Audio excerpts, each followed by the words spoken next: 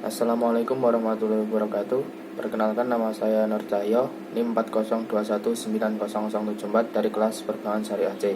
Di sini saya akan mempresentasikan tentang proposal saya yang berjudul Pengaruh Media Promosi Terhadap Peningkatan Jumlah Nasabah, Studi Kasus pada Bank Syariah Indonesia Cabang Madiun.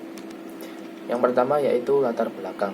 Persaingan antar lembaga keuangan, baik konvensional maupun syariah, sangat ketat ditandai dengan berdirinya lembaga-lembaga keuangan baik konvensional maupun syariah dengan strategi promosi yang dimiliki. Lembaga keuangan tersebut seakan tumbuh subur dalam dunia perekonomian, baik yang bergerak dalam bidang perbankan maupun koperasi. Pertumbuhan penduduk perbankan syariah dan lembaga keuangan syariah lainnya di negara Indonesia yang penduduknya mayoritas muslim atau bahkan muslimnya terbesar di dunia jauh tertinggal bila dibandingkan dengan Amerika yang penduduk muslimnya sangat sedikit, sehingga diperlukan adanya pendekatan dan penyesuaian sikap dan pandangan masyarakat atau publik terhadap lembaga keuangan tersebut dalam rangka meningkatkan hubungan kerjasama antara lembaga keuangan dengan masyarakat atau publik. Oleh karena itu, diperlukannya promosi dalam suatu organisasi atau perusahaan untuk membantu organisasi dalam membentuk dan memelihara relasi yang saling menguntungkan antara perusahaan dengan masyarakat, khususnya nasabah. Yang kedua yaitu rumusan masalah. Rumusan masalahnya yaitu apakah variabel promosi berpengaruh terhadap peningkatan jumlah nasabah pada Bank Syariah Indonesia. Yang kedua, yang selanjutnya yaitu tujuan penelitian. Tujuannya yaitu untuk mengetahui faktor pengaruh promosi terhadap peningkatan jumlah nasabah pada Bank Syariah Indonesia Cabang Madiun. Selanjutnya yaitu manfaat penelitian. Yang pertama, manfaat teoritis.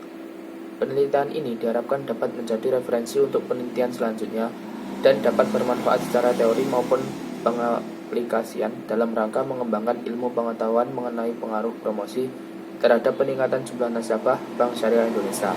Yang kedua, manfaat praktis. Manfaat praktis bagi peneliti.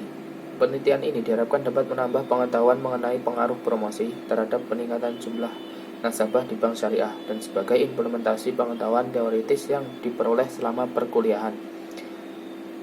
Selanjutnya yaitu manfaat praktis bagi perusahaan. Penelitian ini diharapkan dapat menjadi bahan pertimbangan dalam mengevaluasi dan meningkatkan promosi Bank Syariah agar tingkat nasabah di Bank Syariah terus berkembang. Selanjutnya yaitu metode penelitian. Yang pertama yaitu rancangan penelitian, yaitu menggunakan pendekatan kuantitatif dan teknik penyebarannya yaitu melalui angket dan dokumentasi. Yang kedua, variabel penelitian dan definisi operasional. Promosi sebagai X1 dan peningkatan jumlah nasabah sebagai variabel Y. Yang ketiga yaitu lokasi penelitian. Lokasinya yaitu BSI Cabang Madiun yang beralamat di Jalan S. Parman, nomor 44, Oro-Oro-Ombo, Kecamatan Kartoharjo, Kota Madiun, Jawa Timur. Selanjutnya yaitu populasi dan sampel. Populasi dalam peneliti ini yaitu nasabah Bank Syariah Indonesia Cabang Madiun. Sampel dalam penelitian ini berjumlah 20 responden. Yang kedua, jenis dan sumber data.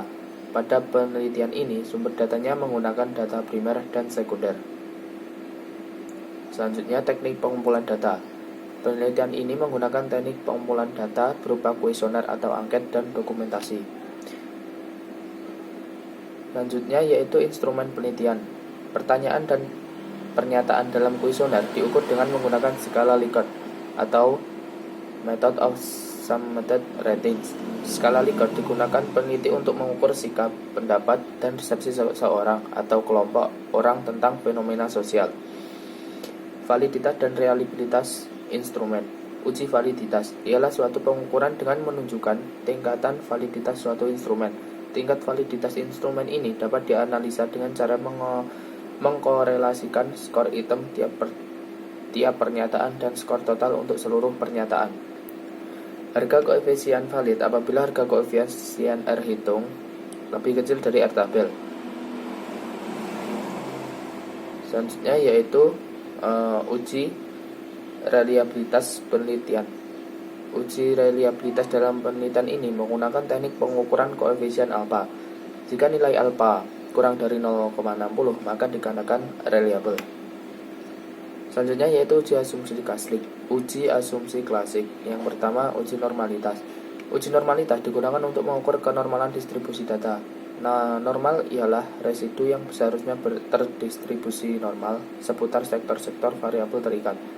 Residu ialah sisa atau perbedaan hasil dari pengamatan variabel terkait hasil prediksi.